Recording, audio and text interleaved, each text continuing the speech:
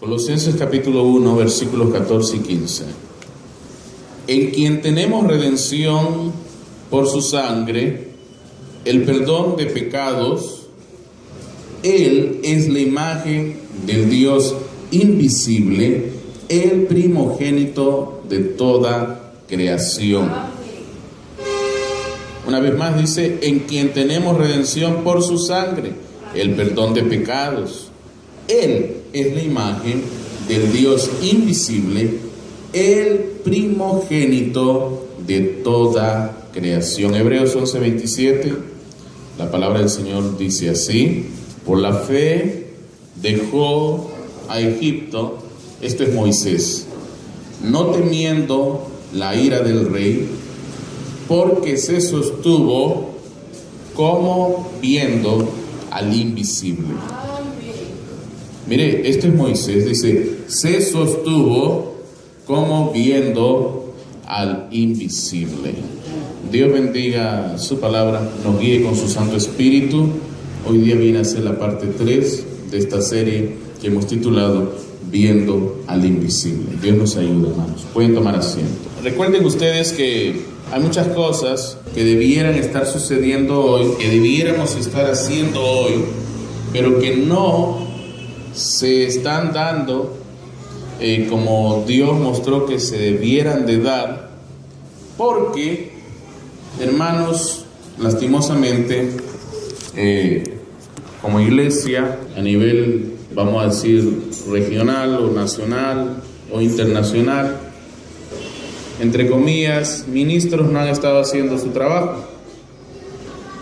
Así como la iglesia nominal, quien debiera haber sido, como dice el santo profeta de Dios, una antorcha del pilar de fuego en estos tiempos del fin, hermanos, por haber dudado la palabra, por haber encomendado sus vidas al hombre antes que a Dios, tristemente es lo que nosotros podemos encontrar hoy allá afuera de lo que fue todas y cada una de estas iglesias. ¿Ve?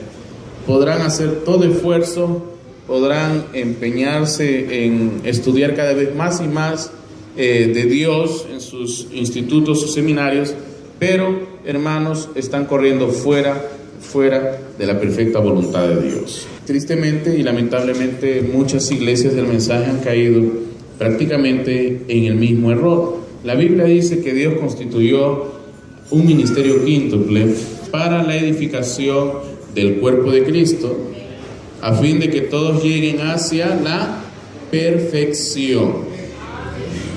¿Se estuvo haciendo eso? Lamentablemente no. Se estuvo haciendo todo menos lo que fuimos, llamados a hacer. Entonces, lo que estaba supuesto a suceder en este tiempo del fin y lo que estábamos supuestos a hacer en este tiempo moderno, pues simplemente todavía no se sucede, o pero muy ocultamente, porque es tan poco el número de creyentes que en verdad han recibido el mensaje y lo aplican como tal, pues no se hace notorio.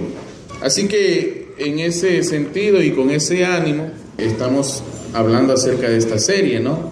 Porque el principal propósito y la primera cosa que todo creyente debiera de hacer es conocer quién es Dios, es ver a Dios, para que entonces, reconociendo quién es Él, pueda ubicarse, o mejor dicho, reconocer quiénes somos, ¿ve? Porque reconociendo quién es Él, yo puedo saber quién soy yo, ¿ve? Porque si Él es mi Padre, entonces yo soy su hijo, por consiguiente debiera de reconocerme en Él. Estamos hasta ahí.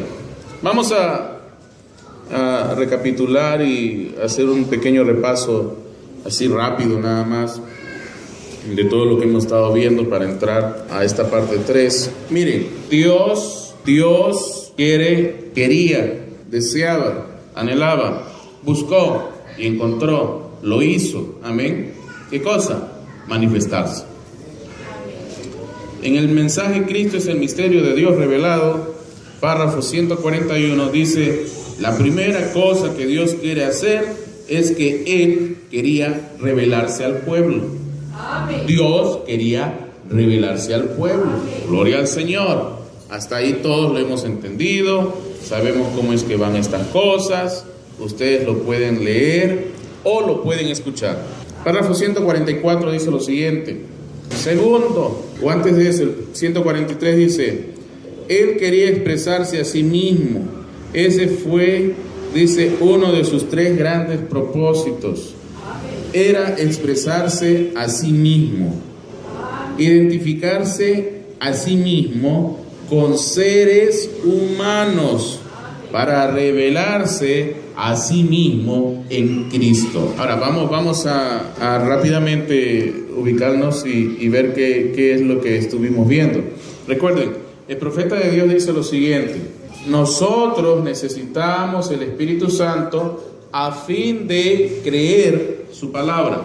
O sea, sin el Espíritu Santo no puedo creer su palabra. Necesitamos el Espíritu Santo para creer su palabra y para ponerla a obrar. O sea, yo necesito, a fin de poner a obrar su palabra, necesito creerla. Y para creerla, de buenas a primeras así no va a ser. Necesito el Espíritu Santo. Nos urge, es necesario, con carácter de urgencia, que busquemos el Espíritu Santo, que seamos llenos del Espíritu Santo. ¿Ve? No solamente predestinación te trae a esa realidad, sino que recuerden, la palabra no solamente es sustantivo, sino que es verbo, es acción. Si tienes el Espíritu Santo, como alguna vez el profeta de Dios predicó ese mensaje, Dios es reconocido por sus características. Entonces, si tú tienes el Espíritu Santo, dijo él, déjame hablar 5 minutos contigo y yo sabré si tienes o no el Espíritu Santo. Porque, hermano, eso tiene que dejarse ver. Pablo dijo, nosotros estamos dando el testimonio de Jesús. En Antioquía les comenzaron a llamar cristianos porque vieron algo de Cristo en este hermano, en esta hermana y en aquel de allá. Eso es lo que tenemos que ver hoy acá. No solamente nombres, no solamente denominaciones, sino una vida literal siendo manifestada desde dentro de ti. ¿Se da cuenta? Muchos años, muchas veces se pensaba que solamente reconocer al profeta era más que suficiente. Recuerden, Israel como nación, Israel como pueblo, hermano, tuvo tantas y tantas formas de creer en la primera venida de Cristo. Teníamos saduceos, fariseos, samaritanos, y teníamos por ahí unos celotes y tantas formas de ver la palabra de Dios. Todos ellos reconocían al profeta de su día, el cual era Moisés. Todos ellos tenían cada uno de los dichos de la boca de este poderoso profeta de Dios en aquel tiempo, pero ninguno de ellos creía, hermanos, ciertamente en lo que este profeta había dicho al respecto de la venida de Jesús. Amén. Que cuando vino, hermanos, vino prácticamente como si nadie supiese de esto y nadie hubiera sido advertido sobre ese grande evento. Cuando todos los días y en cada momento y durante muchos años y años y años se estuvo predicando cómo es que esto sería. Tanto es así que unos sabios de Oriente sabían ya, hermano, cómo es que iba a acontecer esto. Siguieron una estrella, hermano, y cosas por el estilo. Hermano, había gente que sabía lo que estaba tomando lugar. Un hombre, hermano, que le había dicho a Dios, no me dejes morir sin antes ver al Mesías, hermano. Y una mujer anciana profetizó acerca de él. Hermano, había gente que estaba esperando conforme la promesa y el mensaje del día en el cual estaban viviendo. Pero hoy, hermano, está sucediendo exactamente lo mismo. Muchos creen que el profeta es el profeta. Benny Hinn cree que el profeta es el profeta. Rob Pashley cree que el profeta es el profeta. Y son tremendos hombres de Dios, denominacionales. Tenemos tantos líderes hoy de este mensaje que creen que él es el profeta. Pero la gran pregunta o el desafío de esta hora es: ¿cuántos creen lo que ese profeta dijo respecto a este tiempo del fin? Lo que ese profeta dijo que debería estar sucediendo hoy en nuestros medios, ¿ve? Lo que ese profeta dijo y anunció que deberíamos estar haciendo nosotros hoy. Ese es el gran desafío de la hora, ¿ve? Como dice la Escritura, no todo el que me diga Señor, Señor, entrará en el reino de los cielos. Eso es palabra de Dios. Como decíamos muchas prédicas atrás, mucha gente se reúne y dice, estamos reunidos en el nombre del Señor. Y hasta el cansancio lo he repetido y se los he dicho. Estar reunidos en el nombre del Señor no solamente se trata de anunciar tal o cual reunión, como cual denominación en nombre de Dios, sino que estar reunidos en el nombre del Señor es invocar aquel libro familiar de Él y ver exactamente la foto que Él se tomó con nosotros en este día. Eso es exactamente lo que deberíamos estar haciendo hoy. Si en verdad, como dijo Moisés, si en verdad tú estás con nosotros, no nos saques de aquí si es que tú no vas primero. Nosotros estamos siguiendo a Dios, no Dios siguiéndonos a nosotros. Es una de las cosas que debemos de buscar y procurar con temor y temblor. Tener conciencia, hermanos, ser conscientes de que Dios está ahí. El problema es cuando la gente piensa que Dios solamente está en la iglesia, que Dios solamente está en la casa del pastor, que Dios solamente está en la casa del hermano o de la hermana que ora. Dios está, hermano, en todo lugar y Dios te ve.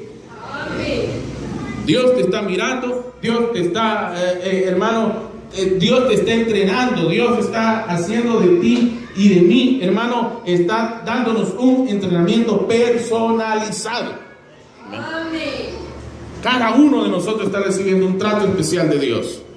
Así que no piensen que Dios no lo ve. Dios nos ve. Dios nos ve a todos nosotros. Pero ¿qué tanta cosa, hermano Luis? Yo puedo venir a la iglesia, congregarme, diezmar, ofrendar, cantar cánticos al Señor, escuchar la palabra y luego irme a mi casa. Ese no es el fin del todo. Recuerden el primer propósito de Dios. Dios quería manifestarse, expresarse a sí mismo, dice, identificarse a sí mismo con seres humanos para revelarse a sí mismo en Cristo. Amén. Él quería identificarse, ¿dónde dice? En seres humanos. Amén. Y mucha gente se queda solamente viendo a Jesús en esto. Pero recuerde, Él fue el primero de muchos hermanos, ¿o no? Mire lo que dice ahora el profeta de Dios. 144, Cristo es el misterio de Dios revelado. Segundo, para tener preeminencia en su cuerpo de creyentes. Para tener preeminencia en su cuerpo de creyentes. Él dice, Él quería identificarse a sí mismo con seres humanos para revelarse a sí mismo en Cristo. Para tener preeminencia en su cuerpo de creyentes, su novia, para que Él pudiese vivir en esas personas. Dice, para que Él pudiese vivir en esas personas. ¿Cuántos tienen vida eterna? Si usted dice que tiene vida eterna, es porque Dios está en usted. Y si Dios está en usted, usted tiene vida eterna. ¿Cuántos son cristianos? Y si usted profesa que es cristiano, es porque Cristo está en usted. ¿Pero qué es Cristo? El profeta de Dios dice, Cristo es el ungidor, Cristo es la unción y Cristo es el ungido. ¿Pero qué es Cristo? Es Dios expresándose a sí mismo. Dios expresándose a sí mismo. Vino Felipe y le dijo, Jesús, muéstrame al Padre y me basta. Te creo, me has convencido. Y vino Jesús y le dijo, tanto tiempo que estoy contigo y no me ves, el que me ve a mí, al Padre ve. Hasta Nicodemo lo pudo reconocer. Él le dijo, Rabí, sabemos que lo que tú haces no lo harías a menos que Dios esté en ti. Amén. ¿Se da cuenta? Gloria a Dios. Nosotros que debiéramos verlo, nosotros que debiéramos ser los primeros en verlo, a veces no lo podemos ver. Porque esto se ha hecho tan difícil y tan difícil cuando era en realidad tan simple. Dios quería expresarse a sí mismo, Dios quería conseguir, hermano, la preeminencia en su pueblo a fin de que Él pudiese vivir en ellos. Por eso es que dice, si usted tiene el Espíritu Santo, usted cree la palabra y por consiguiente la va a hacer obrar. Si no, no va a funcionar. Usted puede ir a la iglesia por años, usted puede asistir por años, usted puede haber estado creyendo por años, pero si no tienes el Espíritu Santo, no vas a creer la palabra. La entenderás intelectualmente, la concebirás de una manera racional, pero no puedes creer y por consiguiente no la puedes hacer obrar. Nosotros necesitamos hombres y mujeres en este tiempo al fin. Si es que se logra y si se consigue que entiendan lo que debiéramos estar haciendo, es ser obradores de la palabra. Obradores de la palabra. No solamente leedores de la palabra, pero hacer que esa palabra, hermano, como lo que ella es, vida, cobre vida en uno. ¿Ve? Porque Dios quería expresarse a sí mismo, Él quería tener la preeminencia y vivir en esos seres humanos. ¿Que ¿Dónde Dios tiene la preeminencia? ¿Cuándo sé yo que Dios tiene la preeminencia? Cuando Él es el primero en todas las cosas de mi vida. Cuando Él es lo primero en mi pensamiento, cuando Él es lo primero en mi despertar, cuando Él es lo primero para dar gracias, Dios tiene la preeminencia. ¿Sí? Y si Dios tiene la preeminencia en mi vida, Dios mora en mí. Porque Él lo prometió. ¿Sí? Eso tiene que ser automático. ¿Sí? Es como usted va al grifo, usted que tiene auto, le pone combustible y gira esa llave. Es automático, no tiene que hacer nada más. Simplemente llénalo, ¿ve?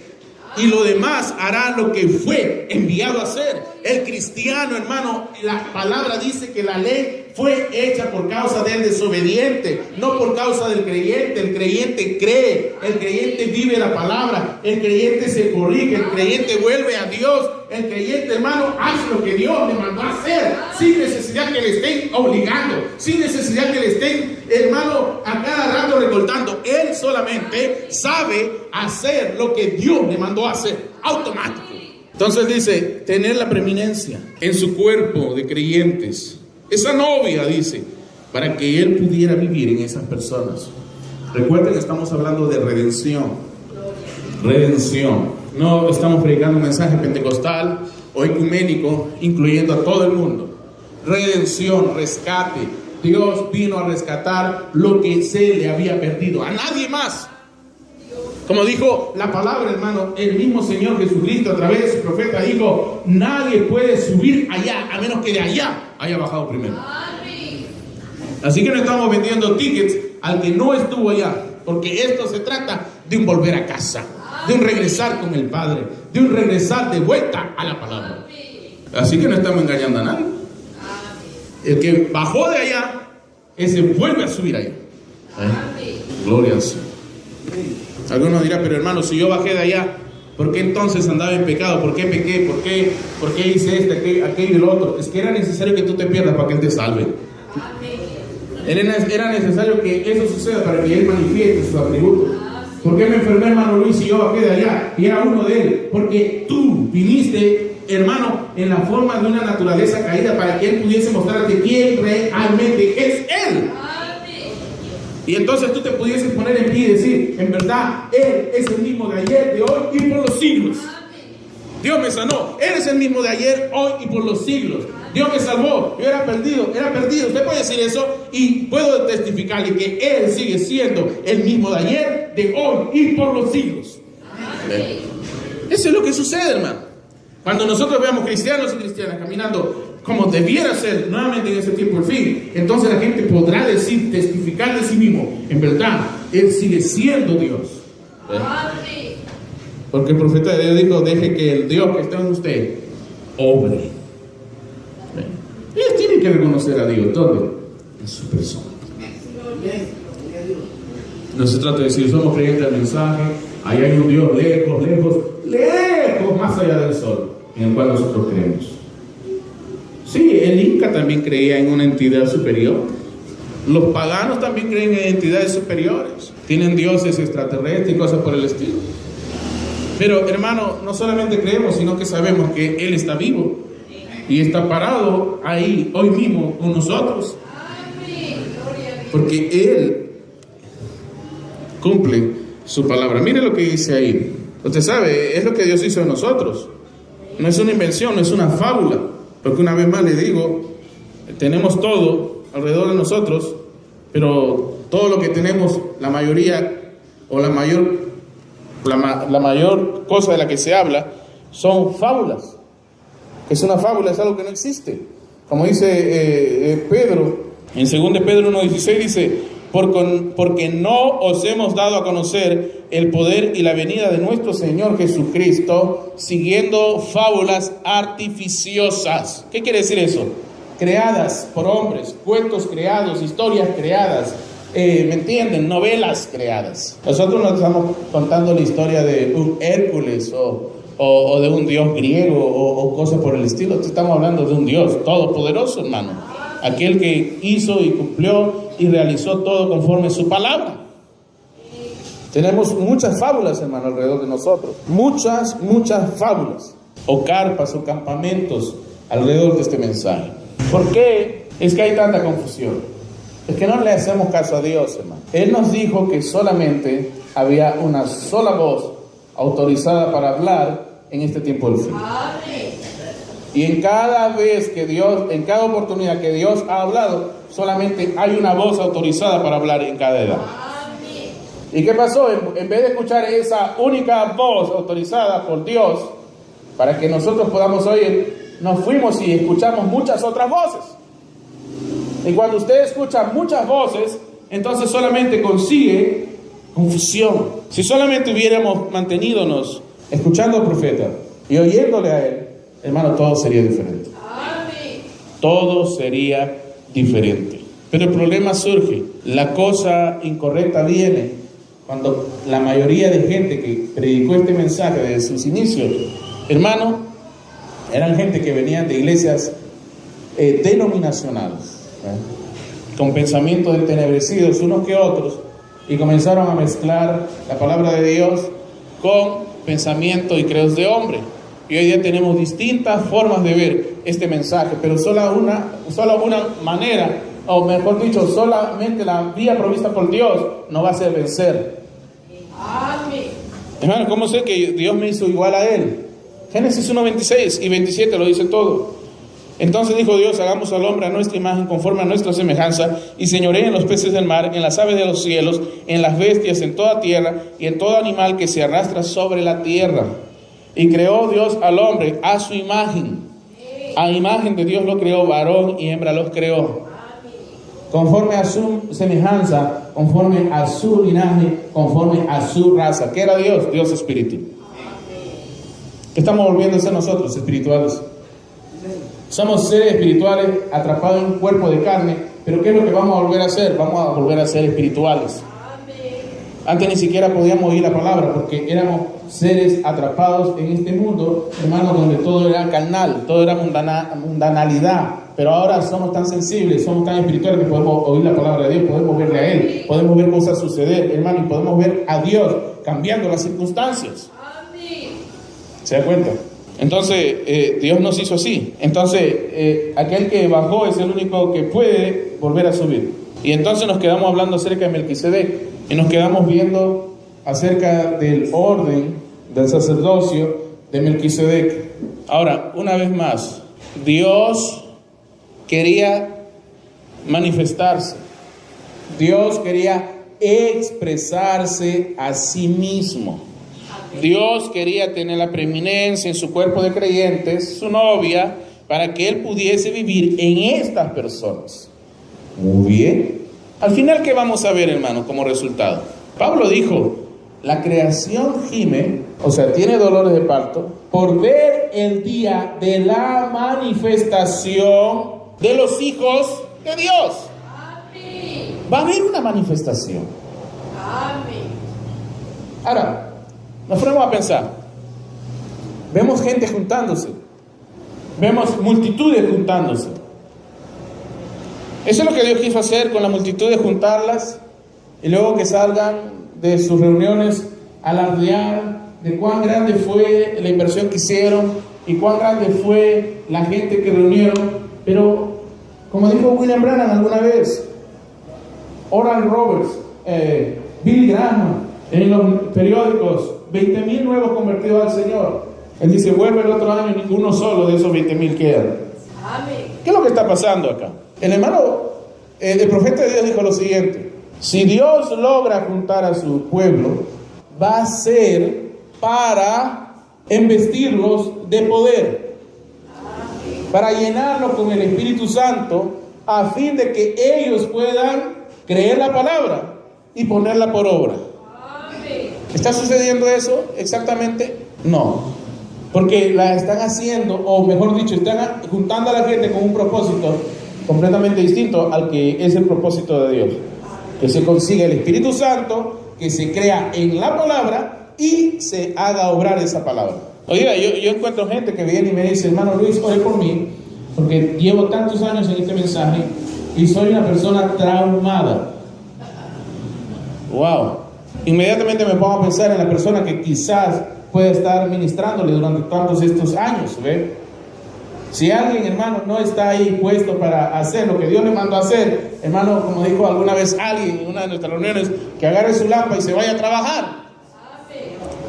Porque, hermano, usted está para poner al pueblo en la condición de recibir al Espíritu Santo y que pueda creer la palabra y pueda hacer que esa palabra obre a su favor. Yo he tenido casos donde personas vienen y dicen, por años y años y años y años y años, hermano Luis, tengo este mal sobre mi vida. ¡Wow! Yo me pongo a pensar de la manera más correcta que puede pensar uno, sin ser muy ofensivo. Bueno, quizás es una prueba, pero luego me pongo a pensar, ¿por tantos años? O quizás es un castigo, porque mucha gente confunde las cosas. La prueba viene sobre ti. Dios permite que el diablo te toque. Dios permite que él venga y haga lo que sabe hacer él. Pero dice, no me toque su vida, porque su vida me pertenece. Ahí vemos a Job en tiempo de prueba. Dios lo levantó de la prueba. ¿Y qué dice? Dios le restituyó todo lo que el enemigo le había quitado. Usted sabe, el diablo es un ladrón. A veces se llevó a nuestros hijos, ¿ve? A lo largo de los años he visto gente que ha perdido hijos, he visto gente que ha perdido salud, pero nosotros estamos aquí con autoridad, hermano. Nosotros podemos decirle al diablo, lárgate, le podemos decir algo más, pero devuélveme todo lo que me has robado. Porque eso no es tuyo, eso me pertenece. Nosotros podemos decir al diablo, lárgate, pero devuélveme a mis hijos. Lárgate, pero devuélveme la salud. Lárgate, pero devuélveme todo eso que me has quitado. Porque es un ladrón. Y a veces hay algunos que ya medio muertos dicen, diablo, lárgate, pero devuélveme mi vida, porque esa Dios me la dio y tú no me la puedes quitar. ¿Se da cuenta? Con convicción desde el fondo del corazón, uno convencido, diablo, tú no puedes hacer esto, como dijo Job, y ahí acabó su prueba. De a oídas te había oído Dios y se volteó, pero ahora te puedo ver. Aún del polvo yo sé que en mi cuerpo he de ver a Dios. Se acabó la prueba. Se acabó la prueba. ¿Qué quería Dios? Que abra sus ojos y viera más allá de lo evidente. La prueba viene así para que nosotros podamos ver al invisible. Ver al invisible. Hermano, Moisés estaba siendo perseguido como un asesino, hermano. Perseguido, hermano, como lo que él nunca pensó ser. Él dijo, yo soy el libertador. Voy a comenzar ahora, y comenzó a hacer las cosas a su manera, fuera de tiempo, hermano. Todo tiene su tiempo, señores. Todo tiene su tiempo. Sin esfuerzo, todo lo que Dios dijo que era tuyo, viene. Tu esposo viene, tu esposa viene. Todo tiene su tiempo. Dios te comienza a bendecir todo a su tiempo. Las cosas comienzan a suceder solitas. Entonces, mire, nos quedamos viendo a Melquisedec. En el libro de Hebreos capítulo 7, versículo 1 al 4. La palabra del Señor dice así: porque este Melquisedec, rey de Salem, sacerdote del Dios Altísimo, que salió a recibir a Abraham, que volvía de la derrota de los reyes, y le bendijo, a quien asimismo dio a Abraham los diezmos de todo, cuyo nombre significa primeramente rey de justicia, y también rey de Salem, esto es, rey de paz. Sin padre, sin madre, sin genealogía, que tiene principio de día, que no tiene principio de días ni fin de días, sino hecho semejante al Hijo de Dios. Permanece sacerdote para siempre. Cuando ahí menciona al Hijo de Dios, yo me recuerdo de aquel evento que sucedió en el libro de Daniel. Los 3 jóvenes hebreos en el horno de fuego, ardiendo 7 veces más de lo normal, y a Nabucodonosor gritando y diciendo: ¿cuántos metieron ahí? 3, pero yo veo 4 y el cuarto se ve como el Hijo de Dios. Piensen en eso. Piensen en aquel delante del cual se rodeó Josué. Piensen en aquel a quienes habló Manoa y la mamá de Sansón. Piensen en aquel que se paró delante de Balaam y de su pobre burra. Piensen, hermano, un ratito en esas manifestaciones. Dice el verso 4: considerad pues cuán grande era este, a quien aún Abraham, el patriarca, dio diezmos del botín. Hebreos es el Nuevo Testamento, ¿verdad? Y ahí dice diezmos. Hay gente que dice que en el Nuevo Testamento no existen los diezmos. Versículos 9 al 11, miren lo que dice ahí. Y por decirlo así, en Abraham, dice, pagó el diezmo también Leví, que recibe los diezmos, porque aún estaba en los lomos de su padre cuando Melquisedec le salió al encuentro. Abraham nuestro padre, ¿no? Dice, si pues la perfección fuera por el sacerdocio levítico, dice, si pues la perfección fuera por el sacerdocio levítico, porque bajo él recibió el pueblo la ley, ¿qué necesidad habría aún de que se levantase otro sacerdote según el orden de Melquisedec, y que no fuese llamado según el orden de Aarón? ¿Quién es Melquisedec? Ahorita vamos a entrar ahí. Versículos 15 al 17. Dice, y esto es aún más manifiesto: si a semejanza de Melquisedec se levanta un sacerdocio distinto, no constituido conforme a la ley del mandamiento acerca de la descendencia, sino según el poder de una vida indestructible, pues se da testimonio de él: tú eres sacerdote para siempre, según el orden de Melquisedec. ¿Se acuerdan cuando comencé hoy a predicar? Y la primera cosa que comencé a hablar fue del ministerio. Ustedes saben, él dice, él mismo constituyó a unos apóstoles, a otros pastores, evangelistas, profetas, maestros, a fin de perfeccionar al cuerpo. Vamos a leerlo tal cual. Tengo tanta cosa en la cabeza. Efesios 4:11. Dice, te lo voy a leer de la versión inglesa un poco y un poco amplificada. Dice, y sus dones fueron, mire lo que dice la Biblia, cuando usted la amplifica un poco más, dice, para variar él mismo en cada uno de estos. Mire lo que dice ahí. Y él dio sus dones. Sus dones.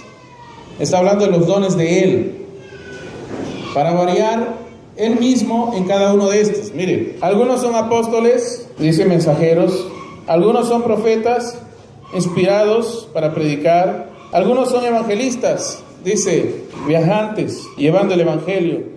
Y algunos pastores, como los pastores de un rebaño, y maestros.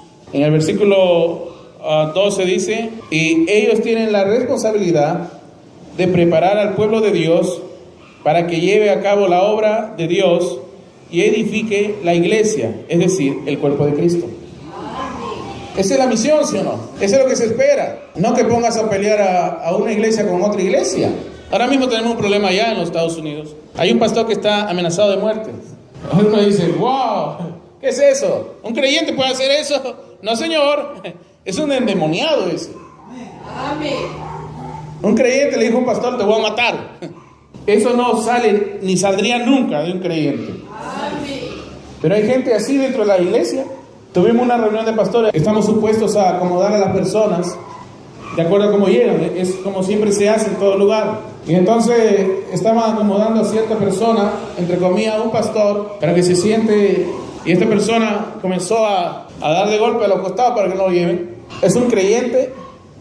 Yo no tuve que hablar con él 5 minutos, pero lo vi actuar por medio segundo y solamente pude decir, ese Es un usurpador de un puesto que Dios nunca le dio. Un pastor, por más que le haya faltado a él, a sus hijos o a sus nietos, él no puede ir a pegarle a nadie, ni siquiera puede ir a discutir con nadie, porque usted sabe, para pelear se necesitan dos, y cuando se pelean, el profeta de Dios dice, los dos están mal. Amén. Oh, es la verdad. Tenemos que huir de los pleitos, de la contienda. Amén. ¿Ve? A eso somos llamados nosotros. Esa persona dice, pero ven, enfréntate a nosotros, ven, enfréntate a nosotros. No, porque para pelear se necesitan dos.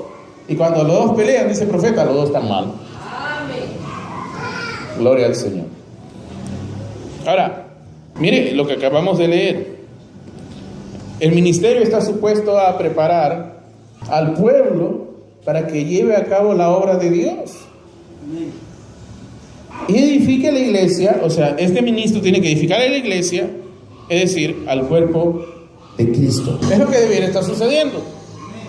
Año 1963, la apertura de los sellos.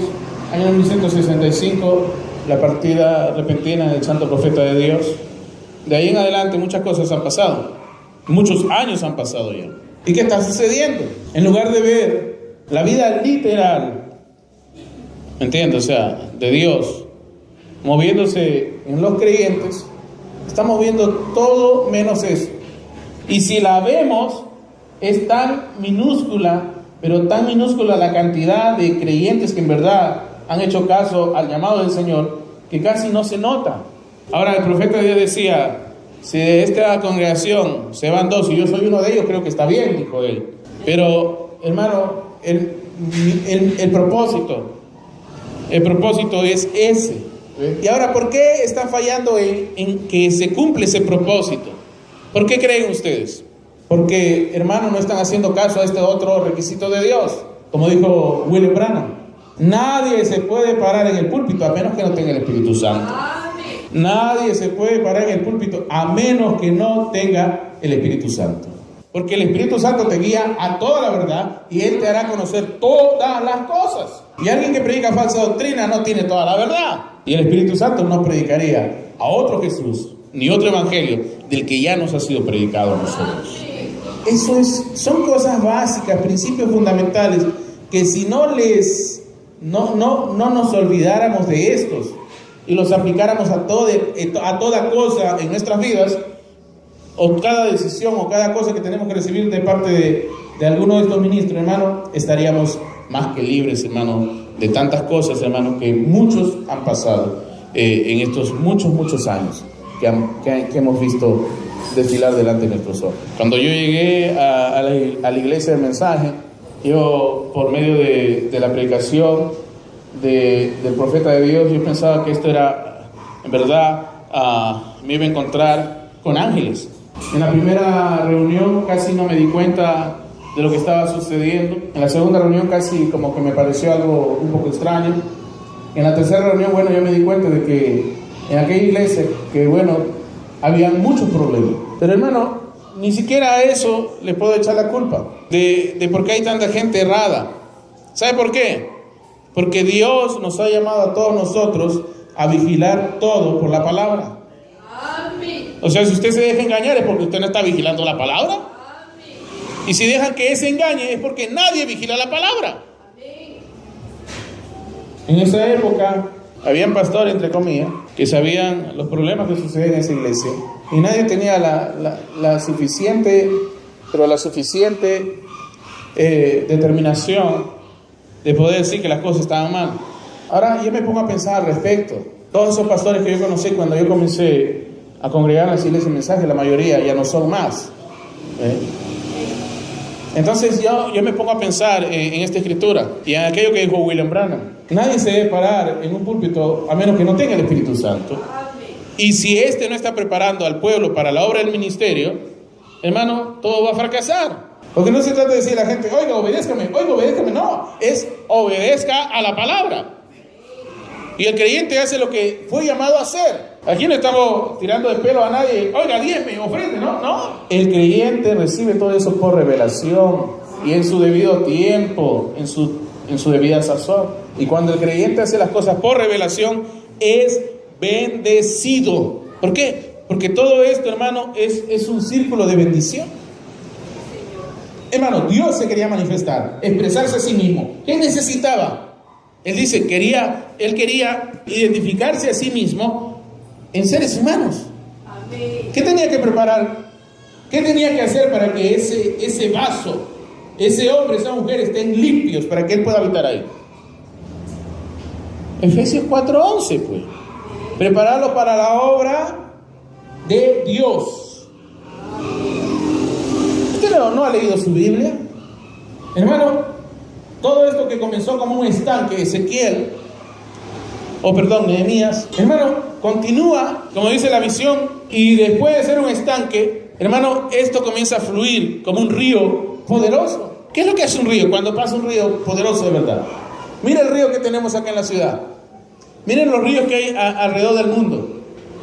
Me ha tocado la oportunidad de estar en algunos lugares donde hay ríos grandes. Cuando no hay mucha corriente, cuando el río está débil, se acumula a los lados, ¿qué cosa? Basura. Eso es así, cuando el río está débil, a los lados se acumula basura. Pero cuando el río se vuelve poderoso, y es lo que la palabra de Dios dice, Dios es río poderoso. La Biblia dice que lleva en su paso sanidad. Amén. Mire cuando el río crece, todo alrededor es limpio, todo alrededor, hermano, no hay ni una sola poquita de basura alrededor. Todo es limpio, todo es sanado. Es lo que sucede. Un creyente, hermano, colocado en posición, un creyente en este tiempo, el fin, como tiene que ser, donde quiera que esté, la Biblia dice, donde esté el Espíritu de Dios, ahí hay libertad. Amén. Si usted es creyente, el Espíritu de Dios está en usted. Y donde usted está, ahí hay libertad. Amén. De pronto alguien quería asaltar a alguien que estaba cerca de él y la situación cambia. Porque Dios cambia la situación, Dios cambia la circunstancia. Alguien iba a morir quizá en ese lugar. Tú llegaste y la situación cambió. Es así como funcionan las cosas. A veces la gente dice, alguien tuvo que haber estado en este tren para que no se descarrile. Alguien tuvo que haber estado en este carro para que no se voltee. Yo he estado en situaciones extremas, hermano, donde el carro en vez de volcarse, lo único que hizo es tirar hacia otro lado. Hermano, y yo le digo, gracias a Dios, gloria a Dios. He estado en situaciones donde el avión se ha querido caer, hermano, y solamente he dicho, gloria a Dios, porque Dios cuida su palabra. Amén. Si usted es un hijo de Dios, es parte de la palabra de Dios. Es la palabra de Dios. Y Dios cuida su palabra. Porque su Biblia, sin una hoja, de esa Biblia, quítele una hoja, hermano, deja de ser Biblia. Hermano, todo lo que Dios va a hacer en este tiempo, el fin, sin ti, hermano, deja de ser. Dios sabe hasta dónde vamos a avanzar, eso es verdad.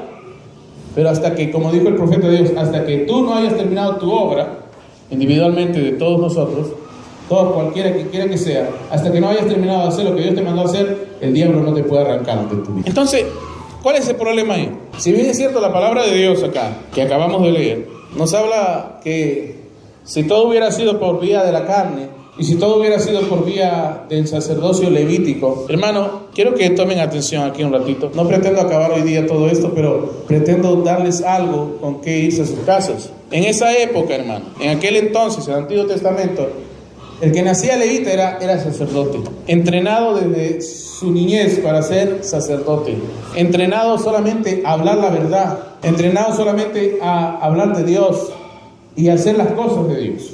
Eso era un levita, era tan respetado porque él nacía levita y era levita. A veces me da que pensar, hermano, lo que sucedió allá en aquel día cuando Saúl mató a esos 84 sacerdotes. Ustedes saben, un sacerdote en aquel entonces no podía mentir. Un sacerdote, hermano, era la mismísima presencia de Dios delante de ellos. Era respetado.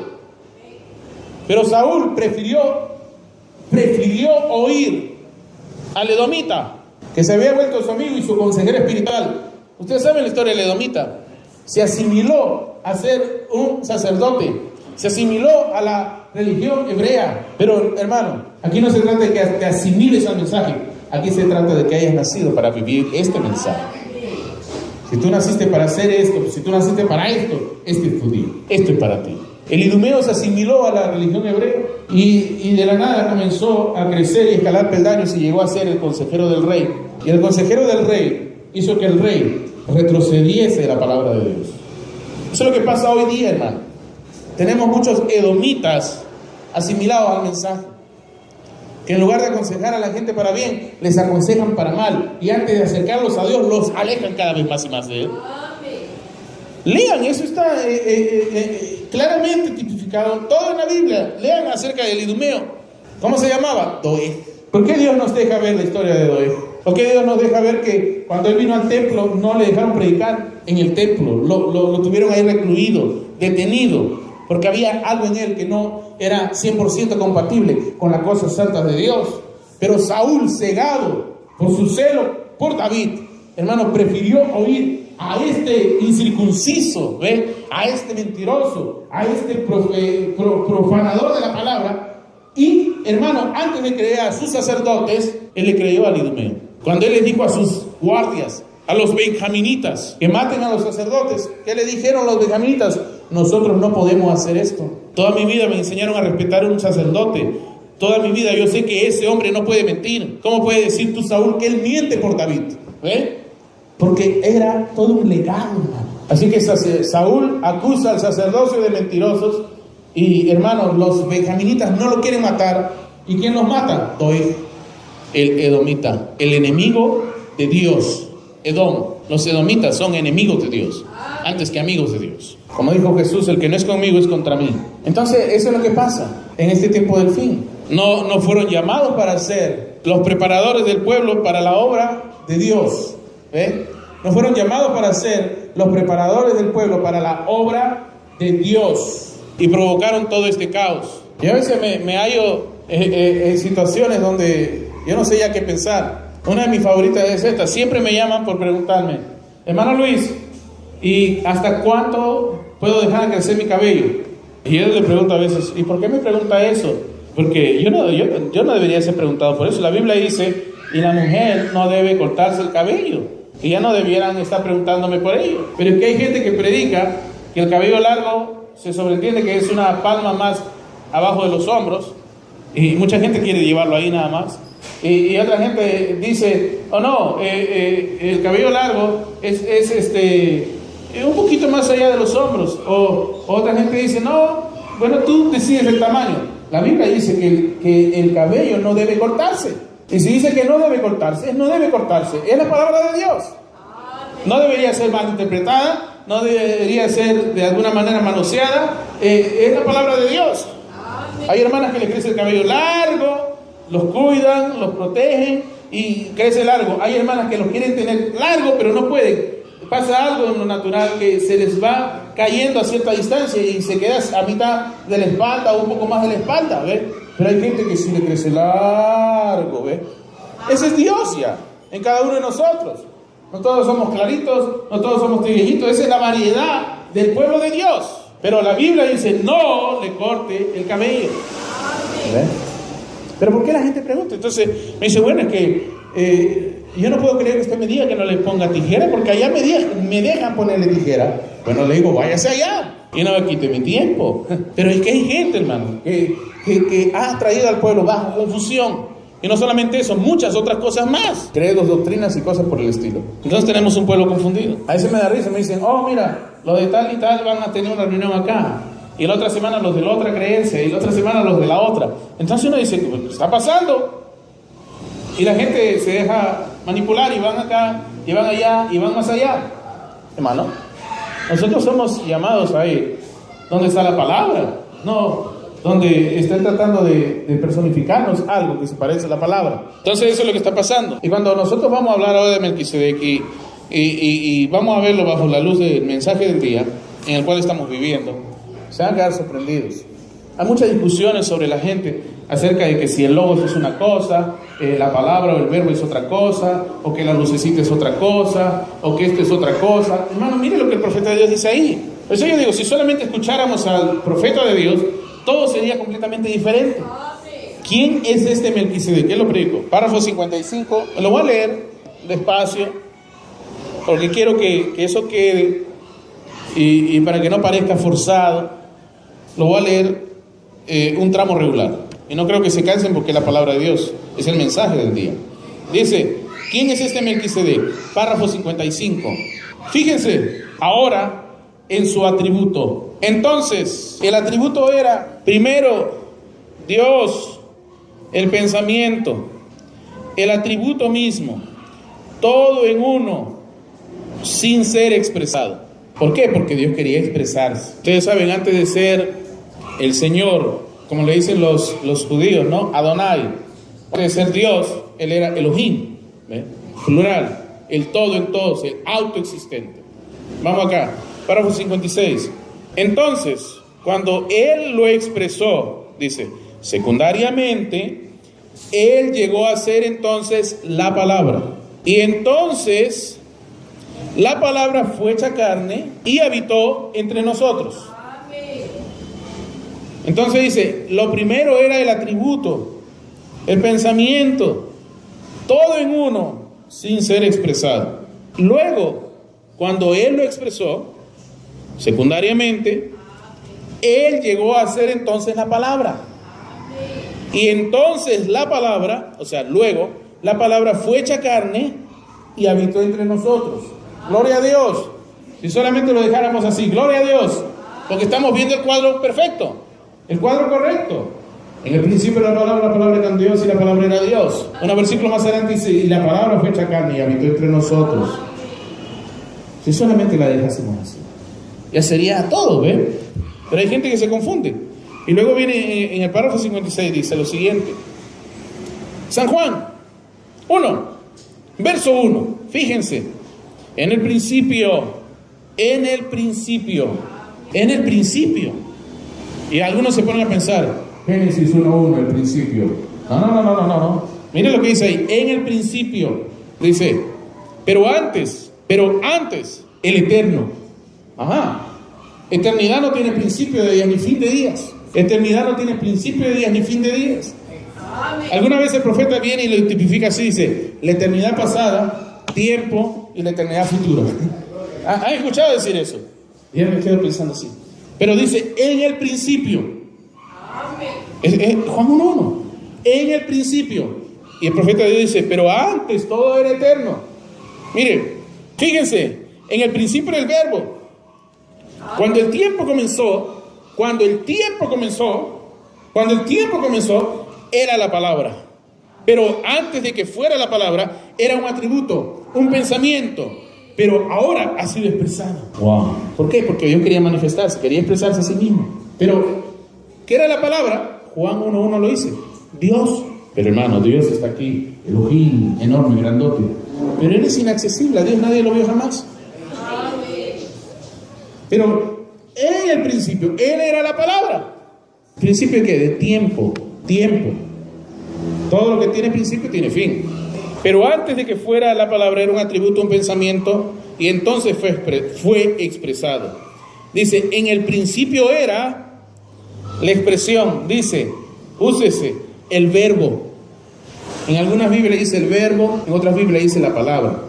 ¿Ya? Ahora, estamos llegando a donde Melquisedec.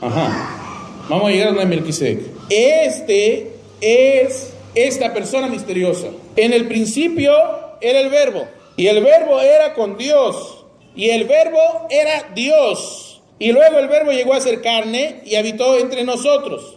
Retengan eso, dice, fíjense, retengan eso. 57 dice, su primer ser era espíritu, Dios sobrenatural, muy bien, el gran eterno. Segundo, Él comenzó a formarse hacia la carne. Usted sabe, tiene que haber un objetivo. Hay un propósito, pero hay un objetivo. ¿Cuál era el objetivo? Dios se estaba proyectando hacia la carne. Dios estaba proyectando hacia la carne. Dios, escuche, Dios, porque hay mucha confusión, dice, ¿quién se estaba proyectando hacia la carne? ¿El Padre o el Hijo? Dios. Al final esta es la gran historia de amor de Dios. Dios sobre todos, Dios por todos y Dios en todos. Está escrito en la palabra.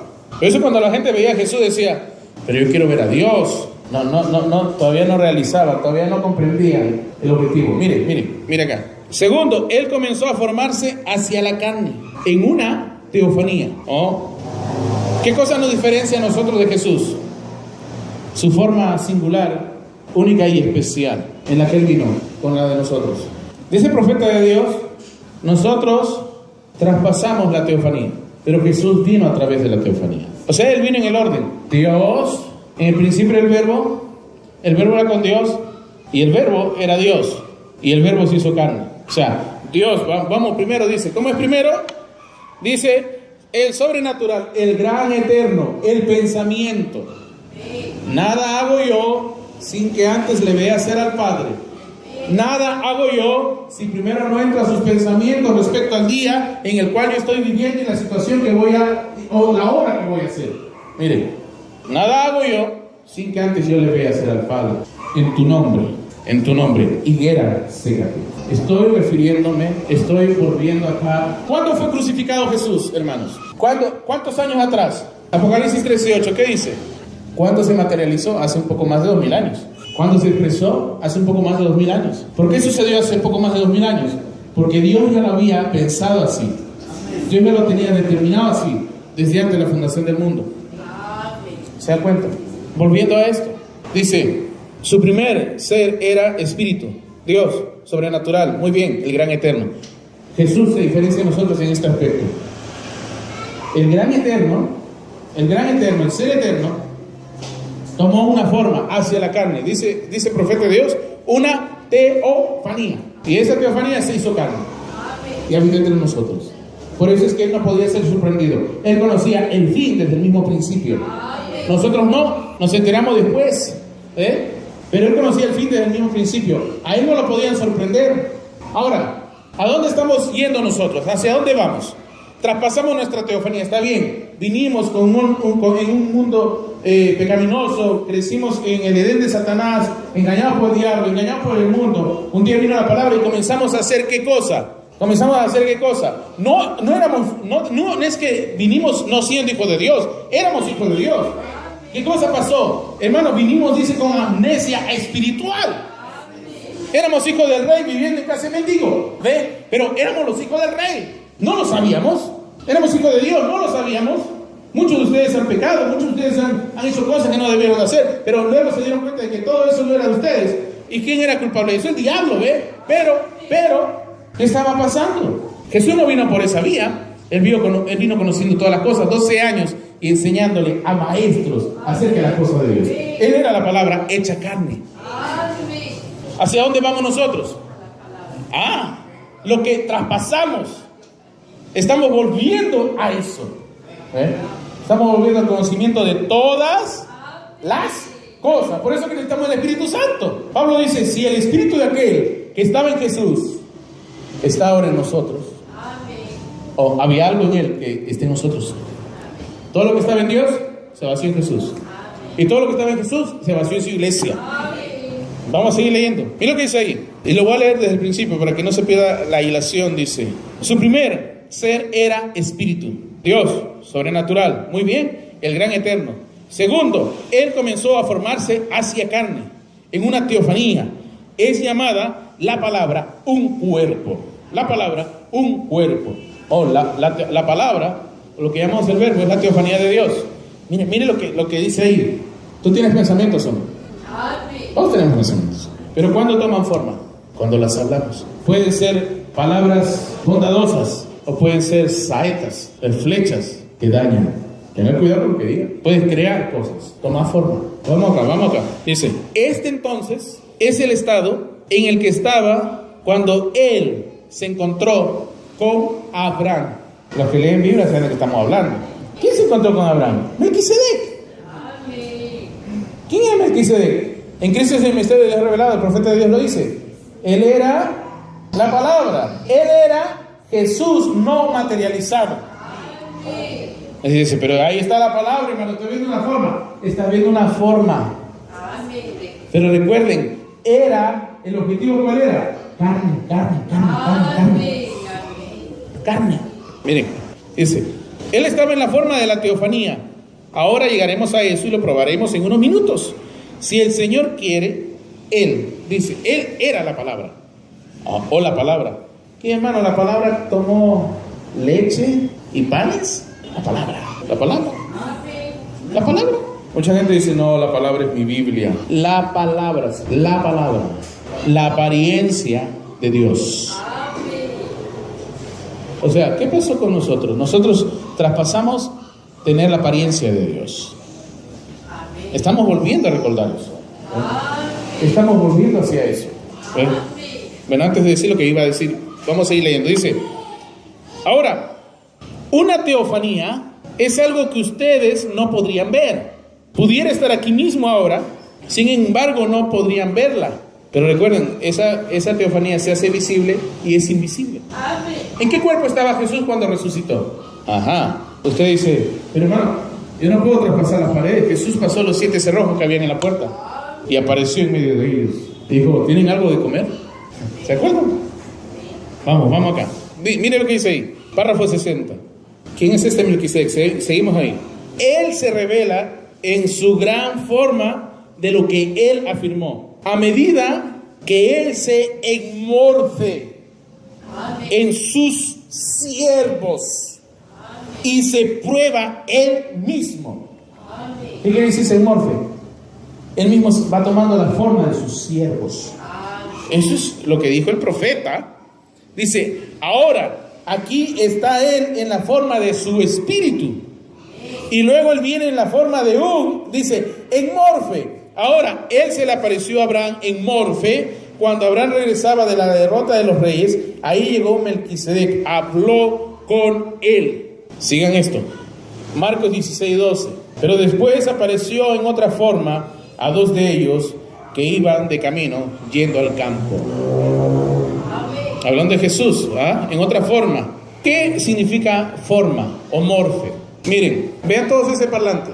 La imagen que golpea tus ojos, eso es lo que es esa forma.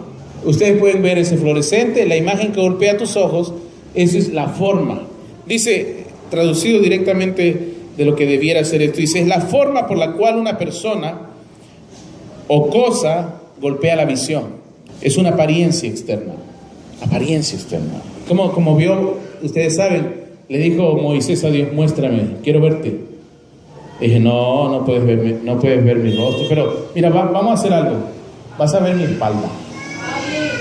¿Y cómo se veía? Como la espalda de un hombre. Una apariencia. En otra parte de la Biblia dice, Dios es hombre.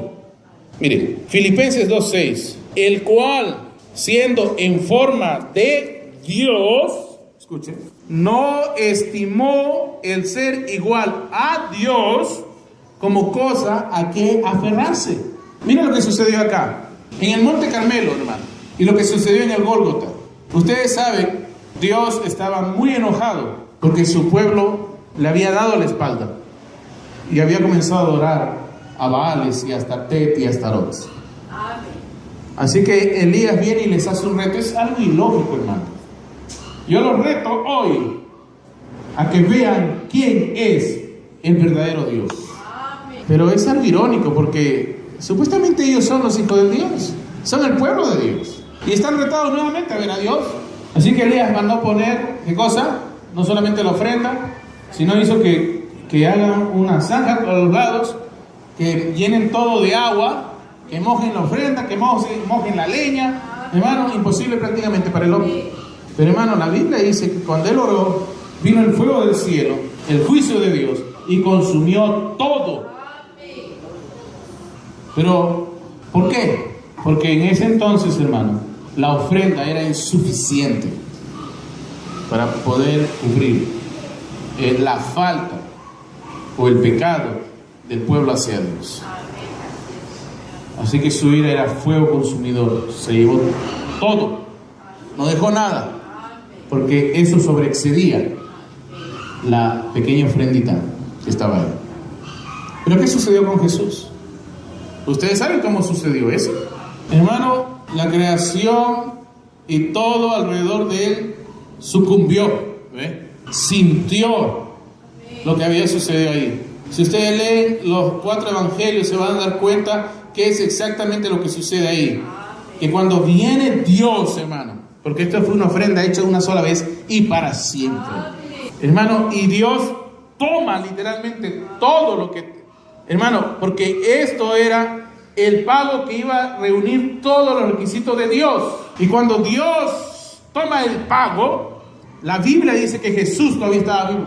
Mire, y Él dijo, consumado es. Algo había terminado ya. El precio había sido pagado, hermano. Porque esta vez la ofrenda satisfizo los requerimientos de Dios. Y Él dijo, consumado es. Y para que lo satisfaciera tenía que morir. Y Él dijo, se acabó, terminó, hermano. Y ahí el velo se rasgó. Y todo lo que ustedes saben y han visto en las Escrituras. Y luego de ahí entregó el Espíritu. Amén. Pero Él sobrevivió. ¿Ve? Y porque Él sobrevivió, tú y yo hoy día podemos vivir. Gloria a Dios. Eso es lo que pasó ahí. Él resucitó. Hay mucha gente, hermano, que de alguna manera u otra menosprecia todo eso que se hizo, hermano, por su causa. La Biblia dice, de tal manera amó Dios al mundo, que entregó a su Hijo unigénito, por amor de todos nosotros, pero no todos lo van a recibir. Pero ¿por quiénes fue hecho ese rescate, ese pago? Por sus redimidos, los rescatados por Dios, los que en verdad se van a parar por la palabra. Recuerden, en el día de Pentecostés, hermano, antes de Pentecostés entraron, la Biblia dice, ustedes lo pueden encontrar en el libro de Hechos, casi 500. ¿Cuántos salieron en Pentecostés? 120. 380 salieron antes de tiempo, antes de ser investidos de poder. Salieron corriendo con tantos credos, doctrina y cosas fanáticas y fábulas que pudieron encontrar, ¿ve? Y son con los que después Pablo comienza a lidiar, con los que después Pablo comienza a enfrentar. Y a los que Pablo en 2 Corintios 11 les llama superapóstoles o apóstoles o ministros de Satanás. ¿Se acuerdan? ¿Han leído la Biblia? ¿Por qué? Porque salieron sin el Espíritu Santo, sin ser investidos de poder de lo alto. Él dijo, no se muevan de aquí hasta que no sean investidos de poder. Y hermano, hay mucha diferencia cuando uno está lleno del Espíritu Santo y cuando uno no está lleno del Espíritu Santo. Eso produjo un Pentecostés, la gente comenzaba a creer. Hermano, Pedro no dijo gran cosa y ninguno de estos dijo ahí algo maravilloso, pero solamente hicieron una señal que todo el mundo pudo reconocer como que era algo de Dios. Y eso los convirtió, los transformó. Para terminar en este día, ¿quién es este Melquisedec? Una vez más, párrafo 64. Ahora, Dios, en esta etapa de su creación, más tarde se formó en carne. Dios se formó en carne. Y Él dice, y ahí está Jesús. Gloria a Dios. ¿Desde qué? Desde el gran principio, Espíritu. Luego descendió para hacer la palabra, ella misma poniéndose de manifiesto. La palabra todavía no se forma ella misma, solo está hablada en morfe. Más tarde, luego, dice, Él llega a ser carne. Jesús, mortal, para probar la muerte por todos nosotros los pecadores. Cuando Abraham se encontró con Él era Melquisedec. Él despliega aquí todos los atributos, todo hijo de Abraham, dice, Él despliega aquí lo que todos los atributos harán en el fin del fin. Dice, Él despliega aquí todo lo que todos los atributos harán en el fin del fin, con todo hijo de Abraham. Dice, todo hijo de la fe hará sin lugar a dudas lo mismo. Pero yo quiero observar cómo tenemos que venir nosotros. O sea, Él está siendo muy, muy cauteloso ahí. Dice, oiga, no piensen que todos van a pasar por esto. Quiero ser muy cauteloso, dice ahí. Quiero observar, quiero que ustedes vean cómo es que esto va a ser. Dice, también lo veremos a Él revelado aquí en Ruth y en vos, y como pariente redentor, cómo es que Él tenía que venir en carne. Y ahora volvemos acá. ¿Qué es lo que estamos supuestos a hacer? Todavía no hemos terminado con el segundo propósito de todo este obrar de Dios. Él quería tener la preeminencia en su gente, Amén. a fin de que Él pudiese vivir en ellos. Usted no puede ser cristiano, llamarse cristiano, si su preeminencia es otra cosa, porque primero es Dios. Amén. Y si Dios es primero que todo en ti, entonces Él vive en ti. Gloria a Dios. Pero si no tiene Él la preeminencia, hermano, olvídese. Pero ¿cuál es el punto acá? El punto es que Dios está apuntando a ser manifiesto en carne. Y ahora, estando en Jesús nosotros, ahora venimos a este principio. Nuevamente Dios viene Y no dice pero. Apocalipsis 3:14. Él dice, yo, el principio de la nueva creación de Dios. ¿Hay una nueva creación? Oh, hermano, no, está hablando de Génesis 1. No. Él dice, una nueva creación. Yo, el principio. Es lo que dice el profeta ahí. Quiero que observen esto, dice. Pero quiero ser cauteloso también. Quiero decirles cómo es que usted llega a eso. Oh, porque somos, dice ahora Hebreos, coherederos con Él. Amén. Ser coheredero es que somos co-iguales. Porque lo mismo que hizo Dios a través de Él, lo tiene que hacer a través de nosotros. Porque Pablo dice en Romanos que el mismo espíritu que estaba en Él tiene que estar ahora en nosotros también. Lo mismo que se produjo en Él tiene que ser producido en nosotros ahora también. Por eso es que el sacerdocio levítico queda ahora puesto a un lado y ahora viene un nuevo sacerdocio. Ese sacerdocio conforme al orden de Melquisedec. ¿Qué está pasando, hermano? Estamos volviendo a nuestra teofanía. ¿Qué es la teofanía? Una forma de Dios, una apariencia de Dios, la palabra de Dios. ¿Qué era el profeta cuando predicaba el mensaje?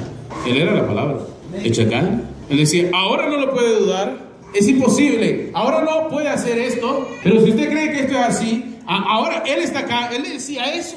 Y cosas comenzaban a suceder. Y Él decía, yo solamente estoy cerca cuando Él hace estas cosas. No me miren a mí, es Él haciéndolo. Y hay una fotografía donde está ahí la gloria de Dios y aquí atrás está William Branham. Él dijo que el secreto está aquí. Tenemos que aprender a ponernos a un lado. Porque cuando tú te pones a un lado, entonces Dios comienza a obrar.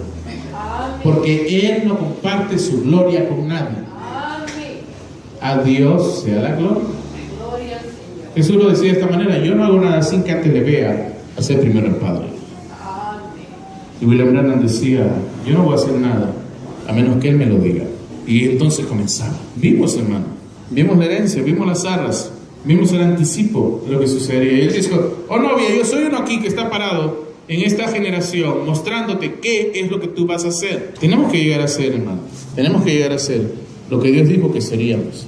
No solamente asistentes de iglesia o venidores a la iglesia, tenemos que ser algo más que eso, hermano. Tenemos que ser verdaderos testigos del Señor Jesucristo. Tenemos que ser verdaderos hombres y mujeres que estemos desplegando el testimonio de Jesús en este mundo, hermano. En todo lugar donde estemos, en todo lugar donde andemos. Ellos tienen que ver a Dios. ¿Dónde? ¿En la iglesia? No, en ti, en mí y en todo aquel que en verdad se declara creyente en este tiempo del fin. Por ahora lo vamos a dejar ahí, hermanos. Nos vamos a poner de pie.